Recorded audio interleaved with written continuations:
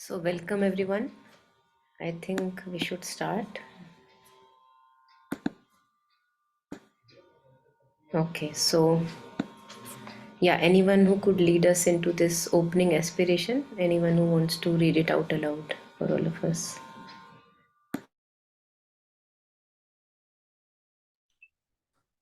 I'll go.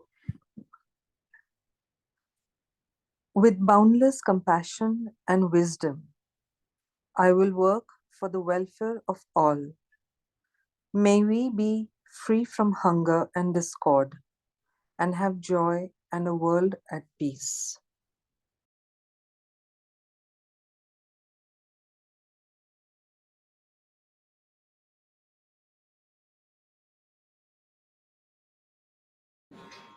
So, I think these beautiful words to remember again with boundless compassion and wisdom, because many a times our compassion is limited. This is enough, I can't do anymore. So it's not that, it's boundless compassion and wisdom. Like there is no limit to that patience and compassion, and also no limit to wisdom with which I am now wanting to walk.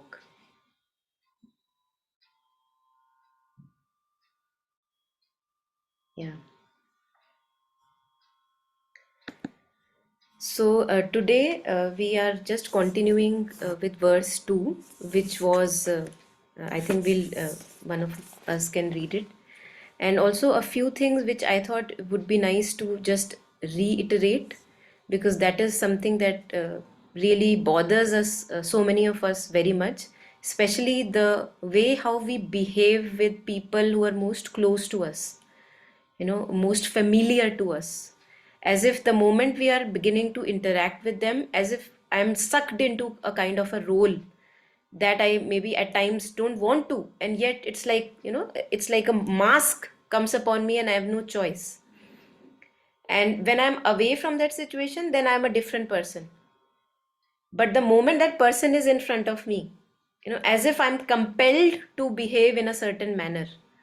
So that is what we'll be focusing on, that we don't have to continue those addictive behaviors, especially in cases of people who are like maybe our relatives, or siblings, parents, spouse, child, any of these close relationship. Even I think it can even happen with when we have a relationship with those people who are at workplaces, so with their bosses. The moment the boss is in front, you are into a role that you can't help behaving in that particular manner.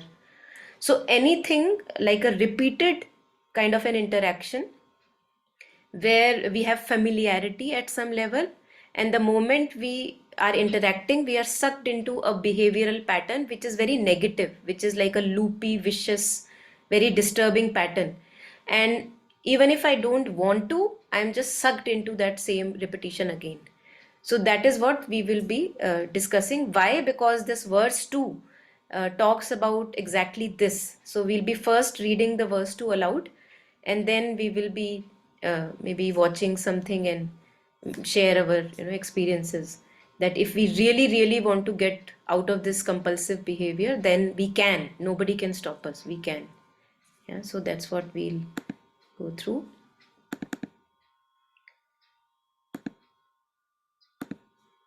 Where is it? Yes, yes. So we stopped here, but I'm not taking up this one right now. Let's read the verse and then take a few previous paragraphs that we have read. Yeah, so this verse 2, anyone who would like to read? Taru, you wanted to read? If you want to go ahead. Yes, please, thanks. In my native land, waves of attachment to friends and kin surge. Hatred for enemies rages like fire. The darkness of stupidity, not caring what to adopt or avoid, thickens. To abandon my native land is the practice of a Bodhisattva.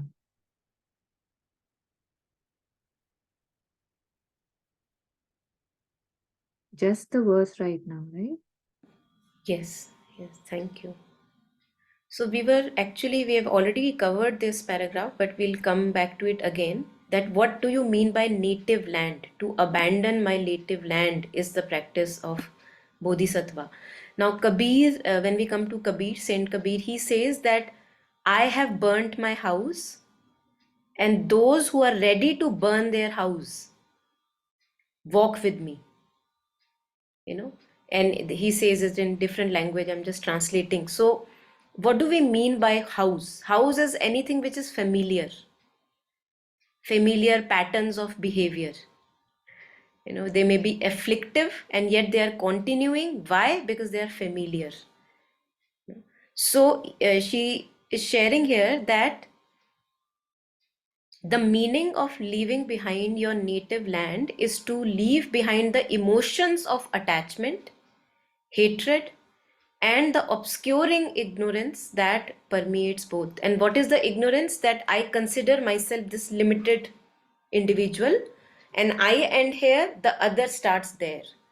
So this is my ignorance, that I don't know who I truly am. And because of ignorance, attachment can also happen and aversion also happens. So I begin to like, dislike, being repulsed by persons. I don't even know why I'm getting repulsed, but still the repulsion is there. And attachment, when I know myself as this limited individual, then I want to fulfill myself. So how do I fulfill? By sticking to people, by sticking to roles, situations, because they give me a sense of self. So either attachment or aversion are based on this root poison, which is ignorance, where I don't know who I truly am. And I consider myself this separate, limited self. And others also, separate, limited individuals. And then Jetsunma was sharing how often people react to each other out of old habits. So this is what we are going to stress today. Just because we are used to being with like a sibling, a spouse, a child, a parent, any close relationships, like interactions with our boss at or colleagues at a workplace. So we get into a loop of these repetitive behavior. Same way, every time that person is saying something, every time I'm feeling the same thing, feeling hatred, feeling why does he say to me the same thing again and again. So he is also repeating, I am also repeating. I don't realize that, but I just look at, oh, he is repeating or she is repeating, right? So these are old patterns of behavior or habits. How often people react to each other out of old habits. And we have to know that we are not the same person. Why? Because if we interact with strangers whom we are meeting for first time, we are different person. But the moment that familiar person comes in picture, whom I have something, some entanglement with, immediately I'm sucked into some behavioral pattern, right? So without even really thinking about it anymore. So we don't even give it a thought that why am I acting in this way? Why do I behave in this way in front of this person? So many negativities come because of the way people habitually act and talk to others with whom they are familiar. Maybe the patterns of childhood, we don't know when it is coming from, maybe from childhood, maybe from previous lives, because many a times we don't have a childhood association with the person, and yet we see that there is a certain pattern that has come, in relationships. So it could also be from previous birds, we don't know. So we are not going to go where is it coming from, but we are now going to see, now that it is there and I see that it's a poison in me and it's making me suffer more and more, do I want to change it? What can I do about it?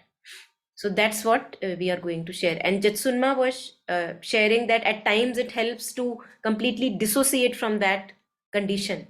So physical separation, when I'm not able to deal with the person while I'm living with the person, physical separation, taking a distance, also many a times helps, because it helps me to reflect over it, and think about it, and gives me space to be a different person, which I can't have at times when it's too intimate, the relationship, we are living in the same place and still very poisonous.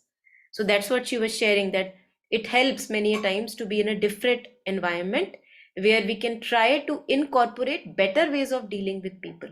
So parallelly, I'm working with myself, reflecting, working. And native land means our ordinary habitual responses. And this is what we have to leave behind. Why leave behind? Because I see that it's not serving me well. It's making me suffer, it's making the other person suffer. Right? So I thought we'll just watch a couple of clips today and maybe take some sharing on this. Yeah, anything so far? Anyone wants to add on or share anything?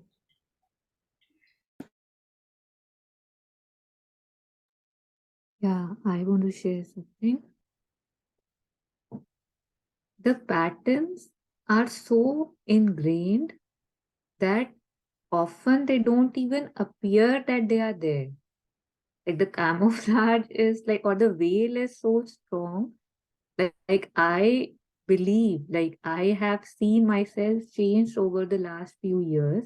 And yet, sharing a personal example, there was this one person who always, kept asking me that why do you always do this, or why are you always say stressed and stuff.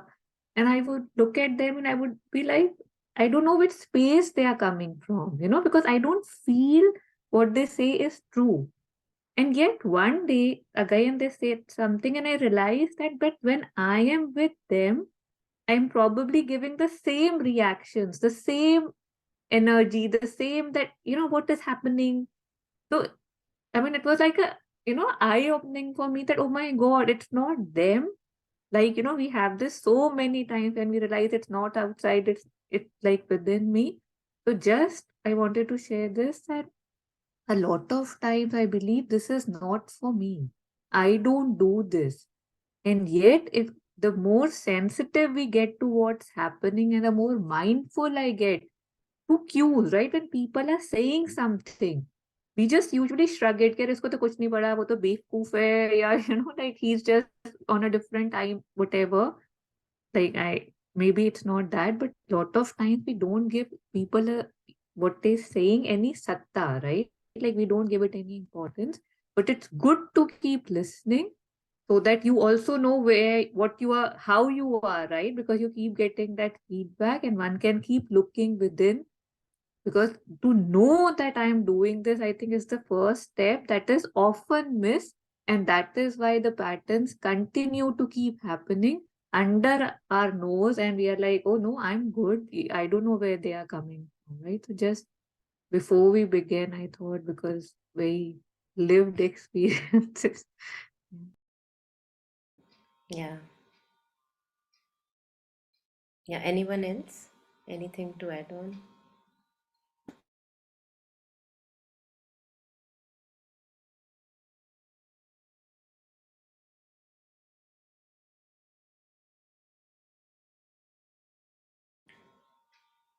Okay, so before I share the clip, example of homeland could be that imagine that there is a person who may be, I don't know, my spouse or a friend, parent, any it can happen anywhere. And the moment I begin interaction with that person, I'm sucked into a space which is like a either a dominating, I become a dominating personality, or I get sucked and become like a begging personality. Like, I'm just wanting and wanting something from that person, just expecting. Or either I'm just wanting to dominate and be right, that I am the right one. And it happens, if you would see, that it happens in many many relationships, especially those where we have some work to get done. That's where our inner work lies, because otherwise in other areas we are living in a detached free flowing manner. But here, when this person comes, immediately, like, either agitation builds up in me, or wanting to defend myself builds in up, or wanting to dominate, or wanting to feel like a victim, that could be there. Or expecting from that relationship that, oh, I am not getting enough, I am not getting enough. So any of these and more, could happen. And as Taru was sharing, that one has to become conscious of it. We usually don't know how we are living. So if there is a conviction that I want to live a better life, why? Because it's harming me and others, then one can become conscious that I am doing this. I am also repeating my own behavior if the other person is. And just like we have a beautiful example in the movie The Groundhog Day, a very old movie, where the same weather, the same situation happens with the person again and again, again and again, as if the same day is repeating, although the day is changing. The same news channel is popping up every day. And the moment he shifts his response to that particular situation, the whole, the day changes completely. Like it's now the weather has changed, because now he is able to change his own response to that repetition that he was seeing outside. So most of the times we are waiting for the outside to change first, and then I will take care of my own self inside. But that's not how it gets done. We all have seen that the more we try to change the outer situations, we get frustrated, annoyed, irritated, and it never leads us anywhere. But the very fact that I begin to work on myself, what Taru was pointing at, that the moment I look at my response, that's also repetitive, then something new can happen. At least in me, it can begin to blossom, flower. It can give space for the other person to be, and then of course, whatever has to happen happens in the outer situation. Yeah. So that would be one example of what Snehi was asking, homeland, these patterns of feeling the same thing again and again with the same person. Yeah, Manmeet is sharing. Sometimes we cannot even see the harm. Only when we change pattern, yeah, very true. Yes, yes, yeah, yeah, yeah. Anything more? Anyone here?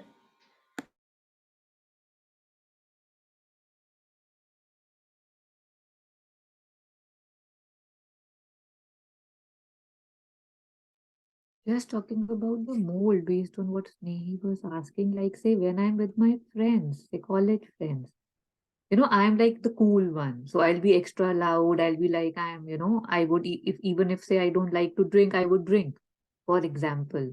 If I am at home, in front of my, say, dada, I'll be like, no, I'm the good one. And there I'll try to be that innocent one. As in, we don't even know, but it's like, how a character, a role just comes on me, right?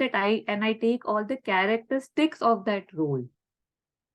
And that's not true. That's not, I don't have to be that. And that's why, it's like, how can you change? Or, it's like we don't want to that. And we keep on sticking to those things, which again might not be true for us.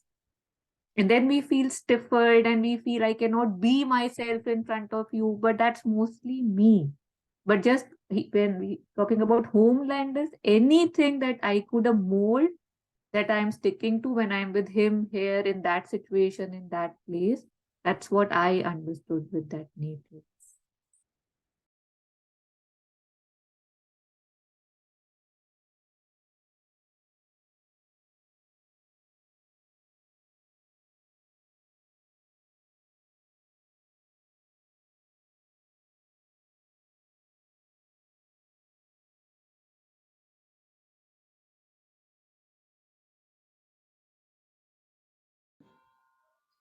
Okay, so if not anything more at this moment, maybe we can. I was just stumbled upon a few things related to these habitual patterns. Uh, Two of them from this person famously known, the person who introduced Vipassana, Mr. Goenka. So he is talking, and I thought the words were really very clear, and maybe we could take this up. So, very short two clips, and maybe then we can take up more reflections. Just a second.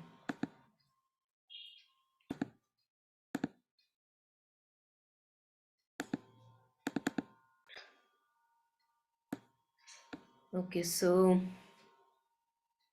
maybe first we can take, yeah, habit pattern of mind. So maybe first we can take this one and then the other one if required. You are asked to observe your respiration. You observe hardly And gone, this mind is gone somewhere. And after a long time you realize, oh, where it is gone? I was here to observe my breath, and again you bring it. Again after 1 or 2 breaths, gone somewhere. And again you realize you bring it back. And not only that, when you find this mind wandering again and again, a flickering mind, you feel so agitated. What kind of mind I am carrying? It cannot work this ordinary work just to observe. It has nothing to do. Respiration is there. It's not a breathing exercise that you get fatigued because of that. It is there. And your job is just observe. It's just happening. You are sitting on the bank of the river. The river is flowing. What do you have to do? And still, it cannot do even this easy job. You feel very frustrated. You generate agitation, irritation. Oh no, no. Then you are going against the technique.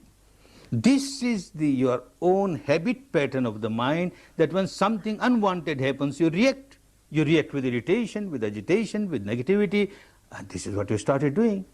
Now you want the mind to get concentrated, and look, it is not concentrated. So you start reacting. Oh no, no, no. The technique wants you just accept the fact. Mind has wandered away. At this moment, the mind has wandered away. Smilingly accept it, wandered away. So what? The breath is still there. I come back to breath. Come back to breath. Again it wanders away. Again come back to breath. Very soon you will realize that as soon as you accept the fact the mind has wandered away, you won't have to pull it back to the breath. It just comes. It will come automatically. You just accept the fact mind has wandered away. Enough. It will come back to the breath. So you started observing your mind, the nature of your mind. It keeps on wandering. What a fleeting mind, a flickering mind, a wandering mind. Another reality, where does it wander? Oh, so many objects. You can't keep a diary. You're not allowed to keep a diary here, but even if you were allowed, not possible for anyone to keep a diary where it wandered.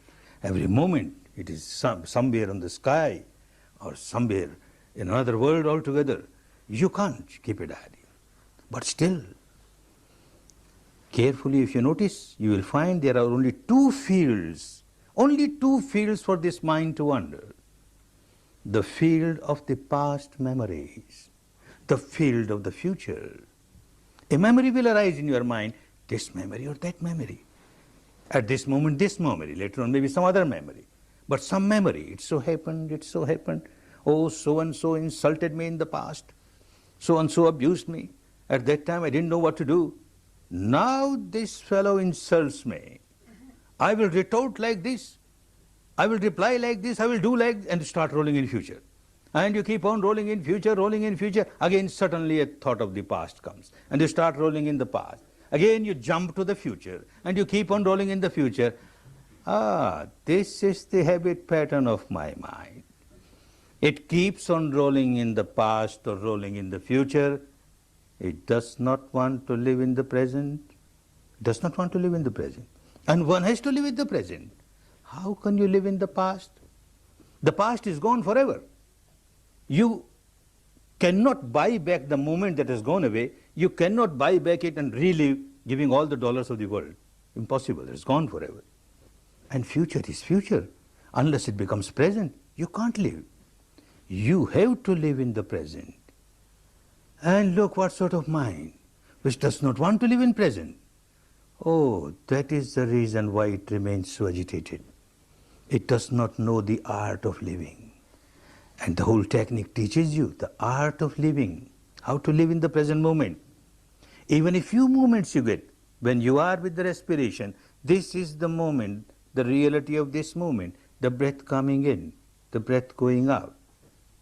And all other moments, when you were rolling in the past or in the future, was the result of the habit pattern of the mind. Another reality will become clearer and clearer. Well, it wanders in the past, it wanders in the future. What kind of thoughts? Again, two kinds of thoughts, two patterns. Pleasant, unpleasant. When it rolls in the past memories, the memory may be pleasant memory or unpleasant memory. When it rolls in future, the thought of the future may be pleasant or unpleasant. So either it is pleasant or it is unpleasant. Then you will notice. That when it has started rolling in something pleasant of the past or of the future, then a part of the mind has started reacting. Ah, I like it. Ah, wonderful. This should happen again and again. Oh, wonderful. Wonderful. This liking, it turns into craving. And it turns into clinging. And you don't know how you have lost the balance of your mind. You have become unbalanced, you become miserable because you started craving, you started clinging.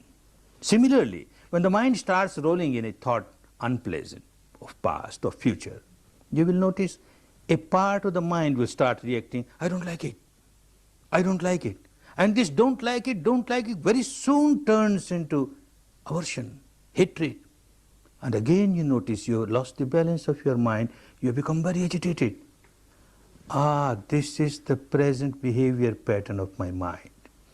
It keeps on reacting with craving, clinging, aversion, hatred, which in the language of the days of Buddha was raga, craving means kraga, and dvesha, aversion. So all the time craving, aversion, therefore all the time agitated. Why this craving? Why this aversion? Because one does not know what is happening deep inside. A surface level of the mind remains busy with the outside objects, and one does not know the depth of the mind where craving arises, where aversion arises, where agitation arises, where misery arises. This is what is called ignorance, moha, and also moha, ignorance. The mind is so ignorant. At times you will notice how ignorant the mind is. A thought arises in the mind, past or future, doesn't matter, pleasant or unpleasant, doesn't matter. A thought has arisen in the mind. And before even one sentence is over, some other thought has started.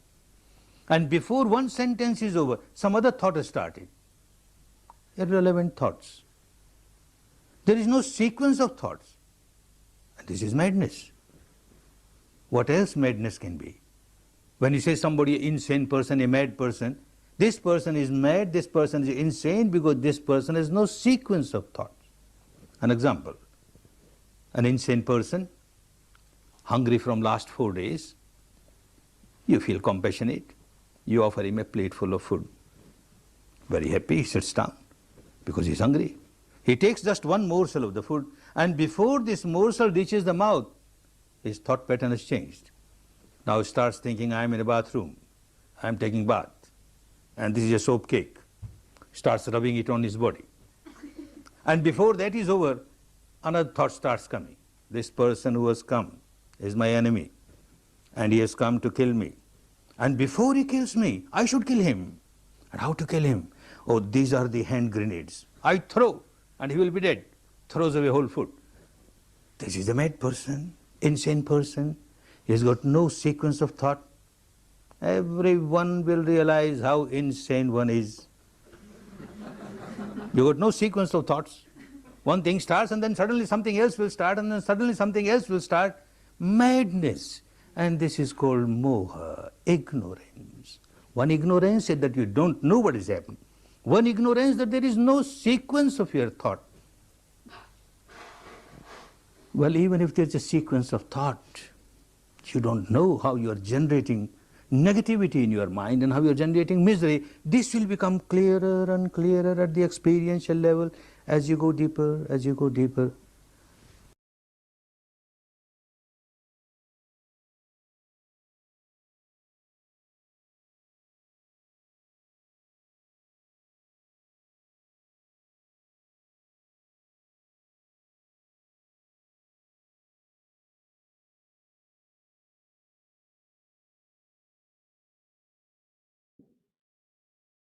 Yeah, if there are any thoughts, any reflections, welcome.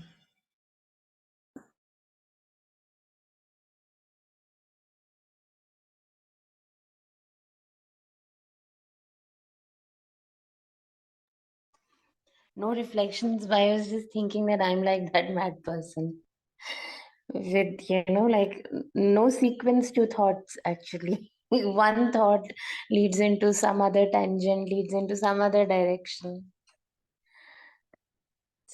All the time buzzing. Monica, I think for me, I had declared myself mad long time back. So just got validation that yes, I am one of those insane people. I realized more that I reprimand myself for being insane. And probably I'm too eager to forego that madness. Like I'm like now impatient कि इतने साल हो गए अब आगे बढ़ो इससे वो आगे बढ़ना जब नहीं हो रहा है तो I am reprimanding, I am impatient and I am agitated just for the fact कि अब अवेयरनेस तो इतने सालों से आ गई है अब कुछ कर तो नहीं रही हो वहीं की वहीं अटकी पड़ी हो the realization. Yeah, thank you. I think that's what he was sharing in the beginning when we begin to be with the breath. That first the mind wanders off, and then secondly, I'm reprimanding myself that, oh my God, what is my status? I'm getting more frustrated about it. And that's what he was sharing, that it's the same. We are again stuck in the forest of thought. So nothing has changed, when I'm even judging myself, reprimanding myself. That also is not the correct way to go. So that's what he shared in the beginning. So thank you for bringing that up. Yeah. Deepa Ma, long back we had shared something from Deepa Ma, an audio where she was sharing something on Vipassana or, this being with the breath. And in her voice, there was this audio. If I find it, I'm going to share it again. And she was sharing that when you sit with the breath and you see that the mind wanders away, just label it as thinking. Oh, the mind thinking again, and then it comes back to the breath. So we don't have to, again, this thought that, oh, I'm getting frustrated, or how long will I continue to be like this? Again, this is thinking. So noticing, just putting it the label on it, thinking, and then coming back to the breath. So that was very helpful, that we don't have to get engaged in what kind of variety of thought it is, not going there, just labeling it as thinking and then coming back to breath. Yeah.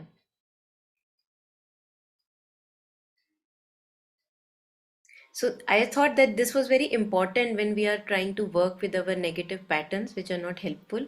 Because if we don't become conscious where all the thought wanders, then how will I be able to master it? And that's why we call it taming the mind, that the mind now listens.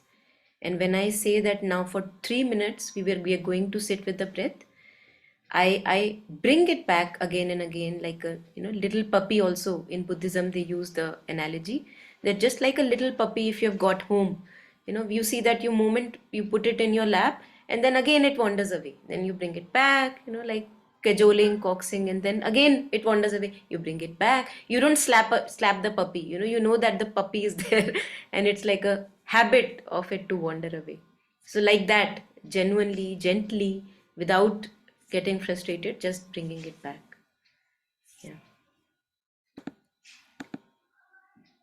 Yeah. Yeah. Please go ahead, Manmeet. Yeah, so Tara Brach uses exactly this analogy of puppy about the mind wandering. What I realize, and this is obviously a cognitive analysis, that so even when I'm not really meditating and I'm trying to be mindful during my day, I need something to hold on to latch on to. And why I go to my past or to my future is that I need to something to latch on to. So this inability to be in the vacuum, for me, it's a vacuum. Like there's nothing in my present at the moment. And I feel fearful. I feel restless. What am I latching on to? So I don't know if it's a question, but I'm saying this is my inability to latch on to.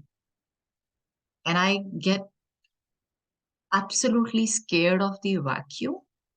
So if I'm sipping my cup of tea and I'm enjoying the cinnamon and the lychee in it, okay, half a cup I've enjoyed. And then like, what next? What do I hold on to? So I have to create something out of that. I'll create joy out of it. I'll create a further memory out of it कि अब तो जिंदगी बड़ी अच्छी हो जाएगी. एक कुछ क्रिएशन शुरू हो जाती है साथ में, which I'm unable to break that pattern and that be there.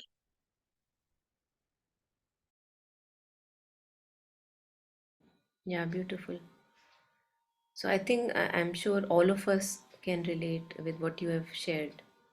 And that's why we have addictive relationships. That's why we are obsessed about things in our life, because we are always wanting a ground. And when I am insecure about a relationship, for example, why? Because what if that is not there? I have no ground.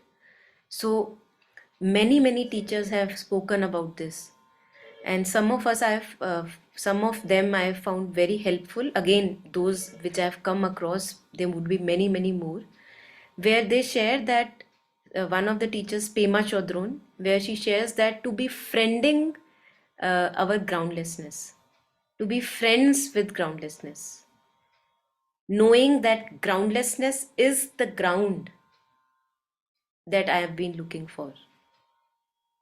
So to befriend that emptiness that is there,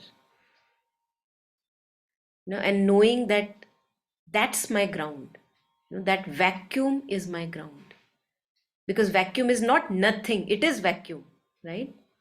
That's my ground. And that's where we also relate with when we say the divine is infinite and we are the divine. So in infinite, you don't have any ground. Like it's going on and on and on, and you never hit the wall. There is where is the ground?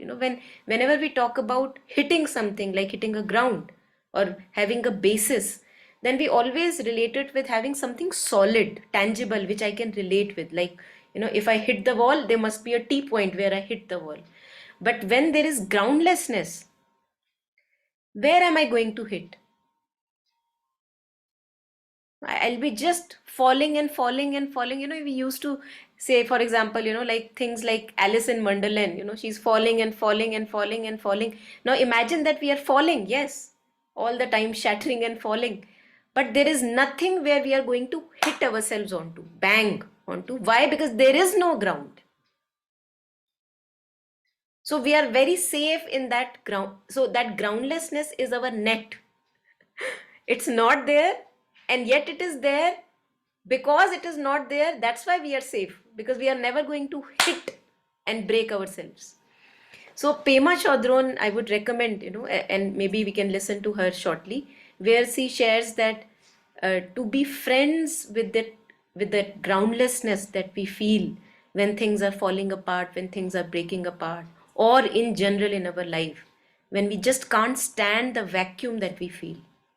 And mother has mentioned that many a times when nothing else is making me fulfilled and I am feeling this great vacuum in my life, that is the very point when we begin to turn fully to the divine. Mother, I can't remember the exact phrase or anecdote, but she has shared that now it means that the turning now can begin, because nothing else is fulfilling anymore. You can't enjoy the things that you used to enjoy. Like you still can enjoy, but they are not fulfilling in nature. I'm sure most of us have felt that by this time, that you used to do certain things and that gave you fulfillment, contentment, but now you engage in the same very things, but as if nothing. They don't touch you. You feel a constant sense of void, and that's the time when the turning can happen. So it's an auspicious uh, thing to sense that there is this void that one is feeling, and to be friends with that void is what one can, yeah, try doing. Yeah, anyone wants to add on?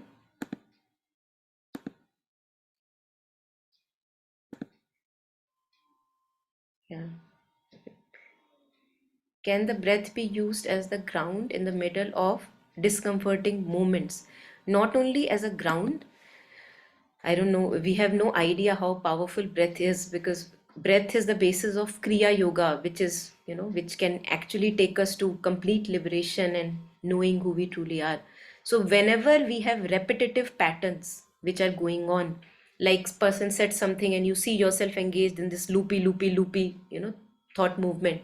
The moment you see this happening and now you don't want to be there, you stick to the breath rather than sticking to the loop of thought.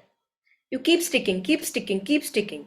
You keep sticking, keep sticking, keeps like, I used to relate it with like rugby players. I have a rugby ball in my hand and I'm going from one goal post to the another goal post. The only task I have is to keep sticking with the ball. There'll be people coming from all sides trying to distract me. But what is my job? Just to take care of the ball and pierce through to the other goal post. So that's what the breath can be helpful for. Not only can be, that's the basis of many, many tools for breaking through rigid patterns in emotions.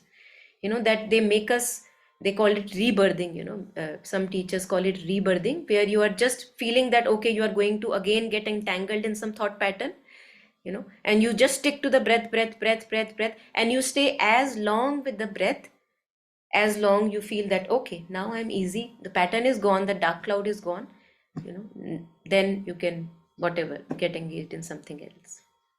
So it's very powerful. I mean, this can be used day to day movements if we want to be more mindful. Clinging to the breath, yes, because if we are not clinging to the breath, we will be clinging to something, we have to know. And usually we will be clinging to our thought patterns, we don't even know that we are there.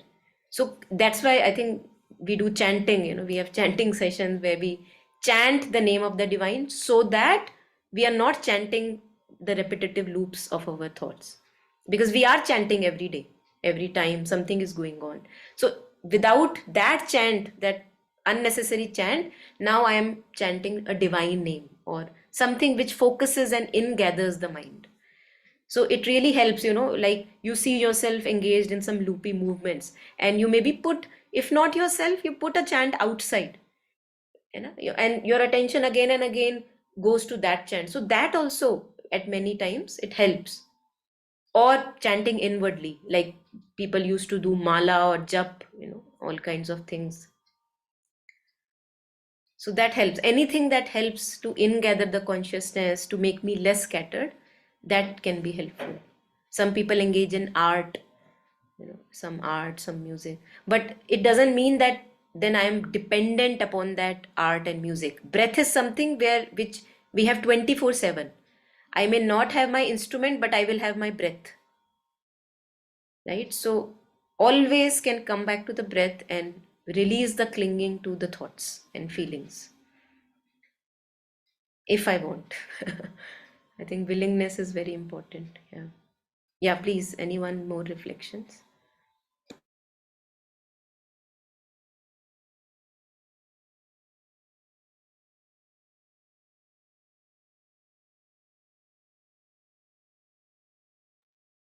I don't know, remember that how when we break the patterns of our breath, that also helps in breaking the thoughts, right? Our pattern. I don't know if you would want to bring that up as well right now as Break the well. patterns mean you change As the in, way you see, are breathing?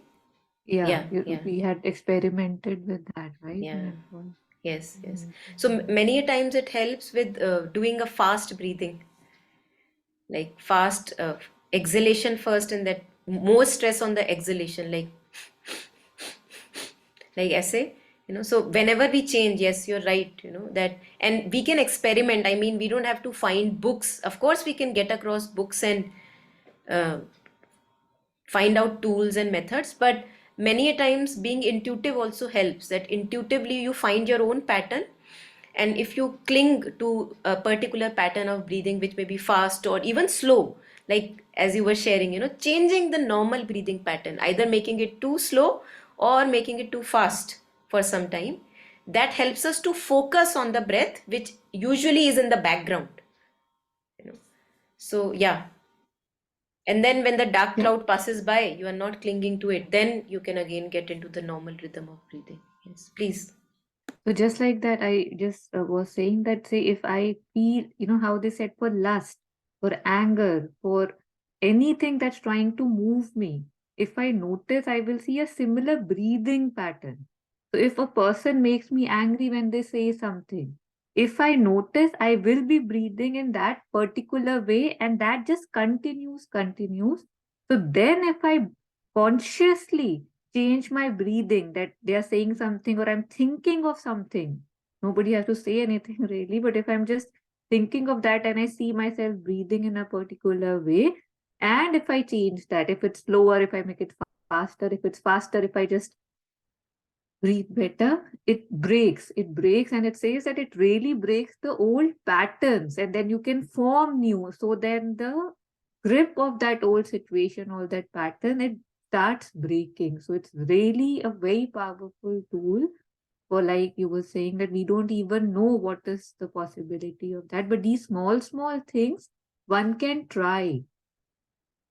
And when one is actually even feeling, when we were talking about that, nothingness or whatever, that where am I doing? Instead of again watching on to events and situations, if I start playing with the way I react and what is going on, that also again makes it interesting. So then one doesn't, like, at least there's more constructive work than going back to the loops.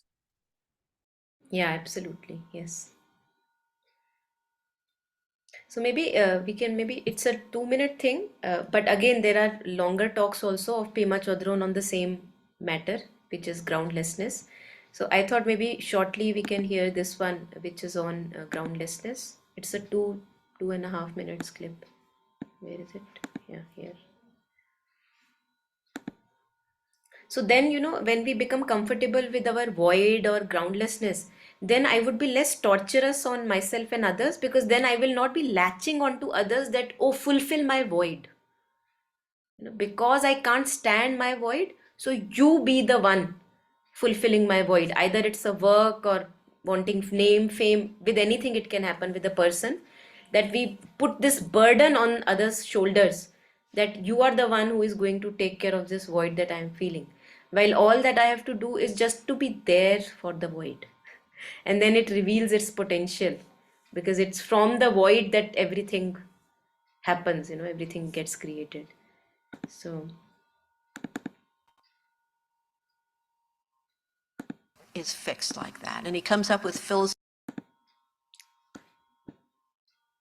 He's trying to make the point that nothing is fixed like that. And he comes up with philosophical reasonings why they can't be. But without going into those reasonings right now, the main point is you and I, it's just very natural for us and instinctive almost for us at the knee-jerk level that we want something solid to hold on to. We would like to believe that there is something that is independent, that is permanent, that we can grasp onto and we can always depend on it.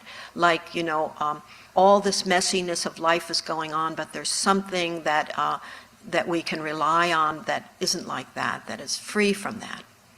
But the Buddhist teachings actually say there is nothing solid and graspable and reliable in that sense, that the sense of inner strength and compassion and flexibility and openness of mind and heart comes from becoming more comfortable with groundlessness, becoming more comfortable with the fact that that people and things are always shifting and changing, that is the nature of reality, and rather than that being bad news and unsettling, it actually frees us up to see each moment as unique and fresh, and each personal encounter as happening for the first time.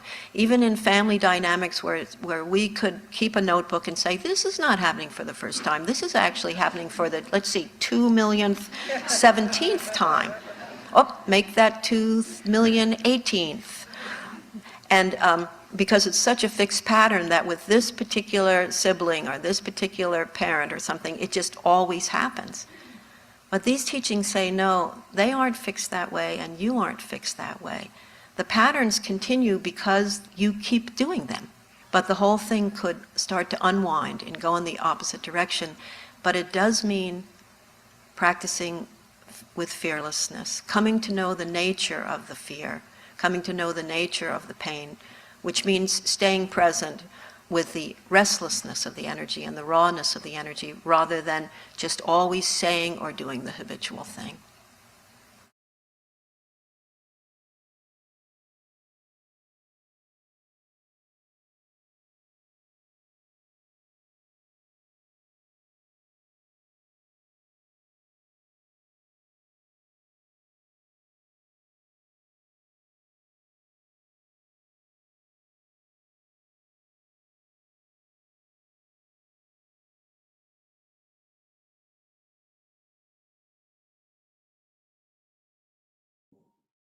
Yeah, anything? Anyone? Yes, sure. Thank you for joining. Yeah, thank you.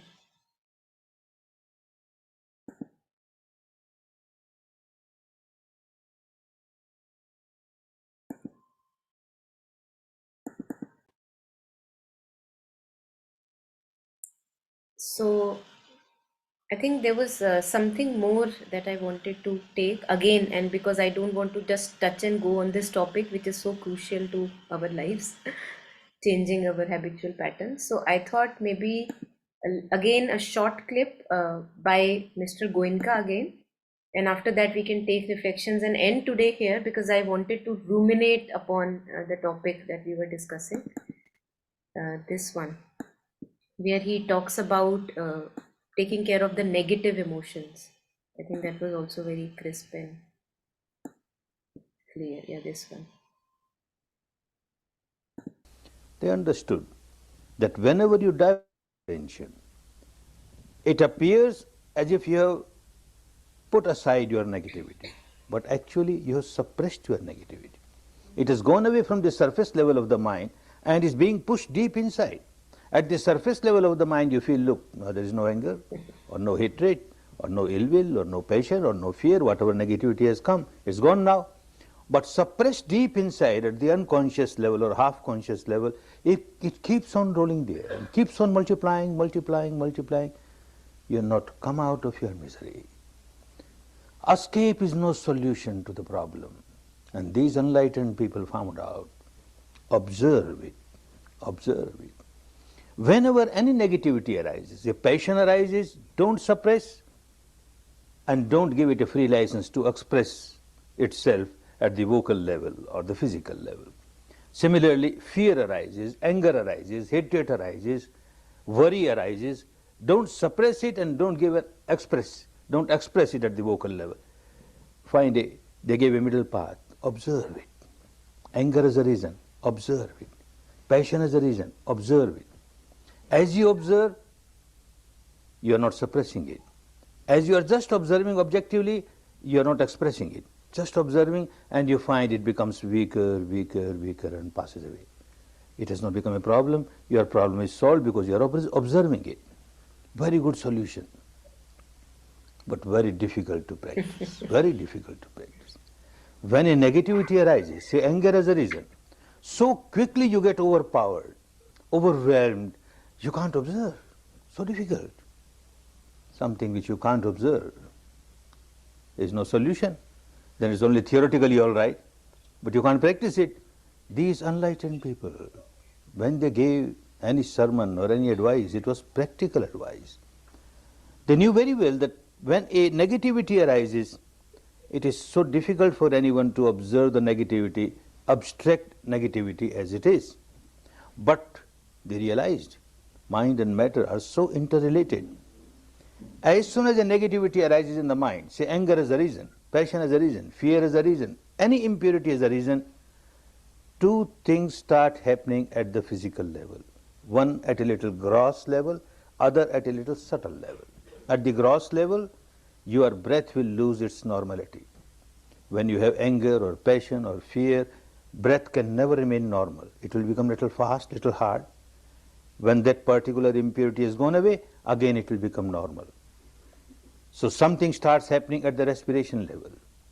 And another thing at a subtler level, some biochemical reaction will start. Palpitation might become increased. Heat may be there. Perspiration may be there. Tension may be there. Something starts happening at the biochemical reaction of the body level. These two things, it is very difficult to observe anger as anger, abstract anger, passion as passion, abstract passion. But if one practices, it becomes easy to observe the respiration, to observe the sensation on the body. And this is what they started teaching. Because it was very clear that for ordinary person, once one gets developed, then it becomes easy.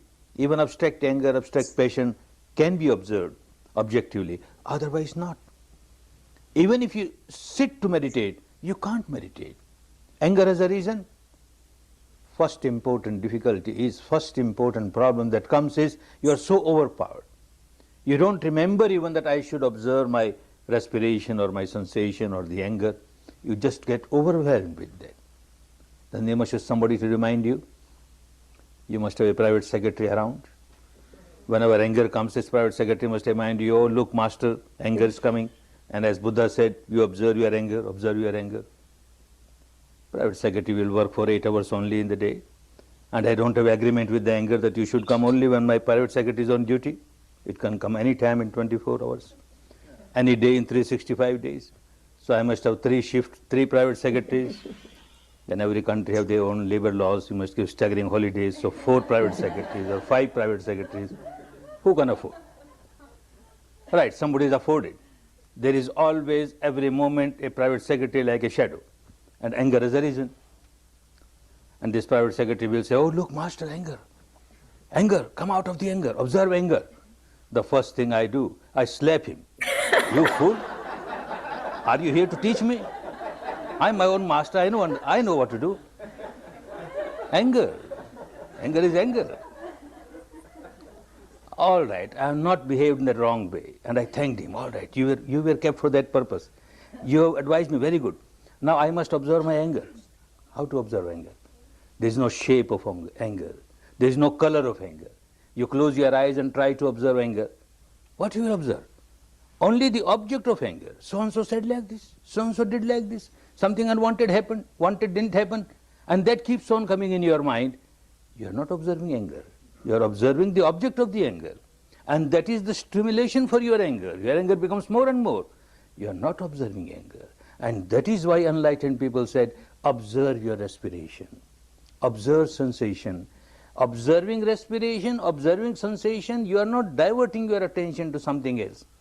Because this very sensation, this very respiration is like the other side of the coin. On the one side of the coin, you have got your mental negativity. On the other side, these physical things that are happening, your respiration becoming abnormal or your sensation of the body. So you are facing the problem. You are not running away from the problem. You are not suppressing the problem. A very wonderful solution was found. And for that one has to practice. No magic, no miracle. The old habit pattern of the mind was always give importance to things outside. Things outside. One never tried to understand what is happening inside. Vipassana helps you to see what is happening inside, which is more important than things happening outside. When all importance is given to things outside, then one always remains under the delusion that I am miserable because of things outside. I am miserable because so-and-so said like this or so-and-so did like this. All the cause of my misery I will keep on feeling is outside, outside, outside. A husband will say, if my wife changes a little, our house will become like a heaven, everything will be all right. She has to change a little. And ask the wife, she says the husband has to change a little. Little change in the husband, oh wonderful. Father will say the son should change a little. Son will say the father should change a little. Mother-in-law will say the son-in-law should change. The daughter-in-law should change. And the daughter-in-law, son-in-law will say the mother-in-law should change. Everyone else should change, not I. I am perfectly all right. What's wrong in me? Because you find fault only outside, outside. You always find the cause of your misery outside, outside. So all your energy, all your strength throughout the life is used to rectify things outside, to correct things outside. Nothing wrong. But big mistake that you are forgetting everything about yourself, what is happening inside. Your energy goes waste. First thing is that it is so difficult to change others. You have no control over others. How can you change others? Even if someone becomes the sole ruler of the whole world, so much power, yet it is not possible that in this person's life everything will happen according to his or her wishes. Nothing will go against his or her wishes. Not possible. Even with all the power one tries to correct somebody, amend somebody, where is the guarantee that somebody else will not raise the head and start doing something against your wishes? Impossible. You can't change the whole world, but you can certainly change yourself. Certainly change yourself.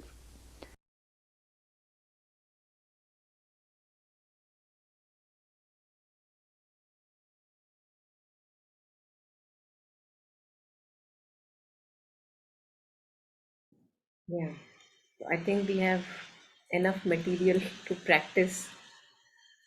Uh, if we really truly want to change our habitual negative patterns of behavior, then the focus has to be inward. And if we can keep bringing our focus on the breath and not to believe and buy into our stories in the head that whatever I am thinking is right, to become a little unsure of our thoughts and feelings really helps to bring the mind back to breath. And the aspect that he was sharing, where, for example, anger is coming, and masters have said that bring your attention to the breath or the sensation. So that also, I think that can be another topic of discussion. We have taken it elsewhere also, where, for example, if we become conscious of anger in us, not to focus on the story of anger, who said what and what happened, rather than to come back to how are you feeling in the body. Where is the feeling of anger? Is it burning your chest? Is it burning your tummy? Because somewhere some construction or constriction or unease would be there.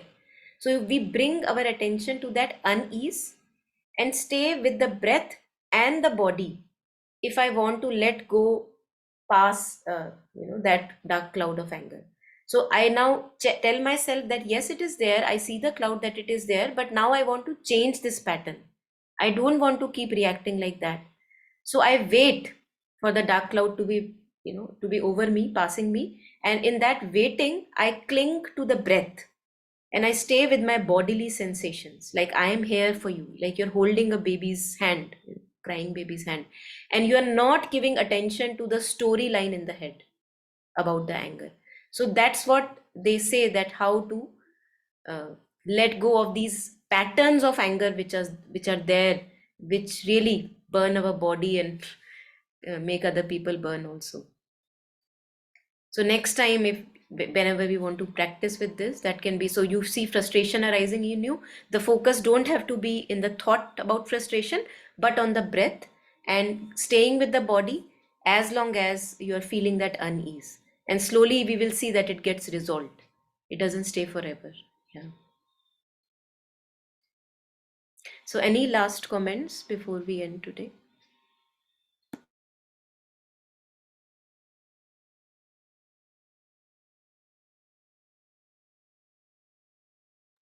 Yeah, what you just said, it's very, very, very difficult when one is like right now, say, feeling angry, and if one is asked that who you're feeling angry on or at or from where, if you remove that from the picture, if but that is the game changer. It cannot happen without that. So just wanted to stress on that's just making sure that we have, like, unless it's like this, the outer situation me and this is what's happening, if this person or the situation remains in my conscious right now, I will never be able to focus on what I am doing.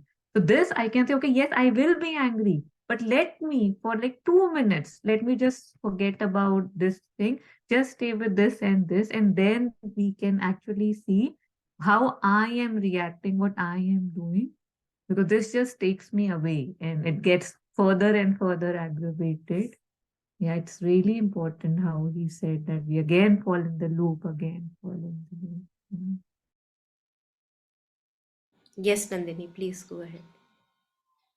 Just wanted to say that something that really has helped me in this is usually my way. I think everyone has a different way of even manifesting anger and feeling anger.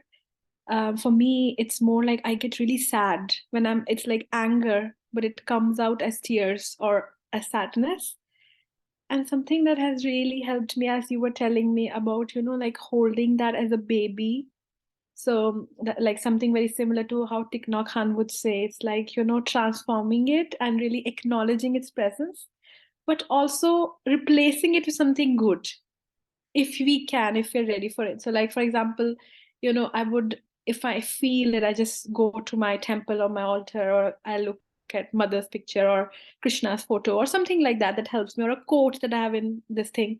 So if I'm able to do it, it really releases it, because I feel that that feeling has been transformed by a feeling of ease and this. So that's something has also helps me, because otherwise I just get locked in it, and then it takes me hours and hours to come back and get normal. Beautiful. Yeah, thank you. Thank you for sharing that. Yes. So it's like what you were sharing, it's like a depression is creating, like, if you have a crater in the road, there is a depression that is created if you're not focusing on anger. So in that depression, you fill it up with mother's name, or, something positive, as you were sharing. Yes, beautiful.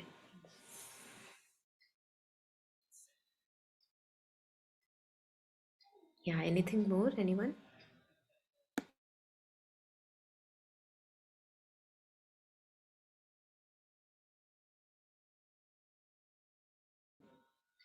Okay, so as always, let's take one moment of silence to share and dedicate the merit. So, whatever merit or delight and joy and understanding, wisdom we may have had today through reflections and reading, we share this merit with all the sentient beings. May all of us have peace in our hearts and minds, and lots of joy and progress in life.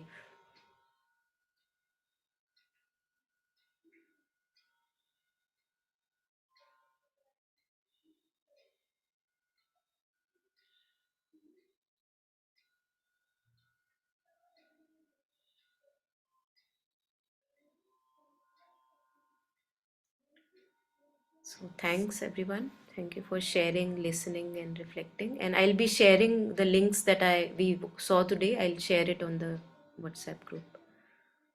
Yeah, thank you.